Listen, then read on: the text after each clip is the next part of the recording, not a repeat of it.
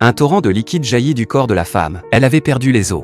Shit. Ainsi, Catherine fut conduite vers le lit d'accouchement et commença à pousser de toutes ses forces. En dessous, les spectateurs grignotaient tranquillement du pop-corn. La salle d'accouchement était bondée de badauds, comme s'ils assistaient à un spectacle. Au milieu des cris de Catherine, la tête du bébé commença à apparaître. L'atmosphère de la pièce devint instantanément tendue. Le médecin sortit des instruments spécialisés pour aider mécaniquement à l'accouchement. Mais Catherine refusa immédiatement, l'appareil étant tout à fait terrifiant. À ce moment-là, Peter, impatient de voir l'enfant, souleva le rideau pour regarder. Sa tante aussi était désespérée de voir le bébé. Cependant, Catherine était maintenant complètement épuisée. Le médecin recommandait toujours d'utiliser l'instrument. En entendant cela, Catherine fut submergée par la peur. Mais une vague de force envahit son corps. Mobilisant toute l'énergie qui lui restait, elle poussa de toutes ses forces. Finalement, le nourrisson apparut, hurlant à plein poumon. Sa tante souleva le nouveau-né triomphalement. Tout le monde fut soulagé. Peter berça l'enfant dans ses bras, trop ému pour parler. À la grande joie de Peter, Catherine avait donné naissance à un garçon.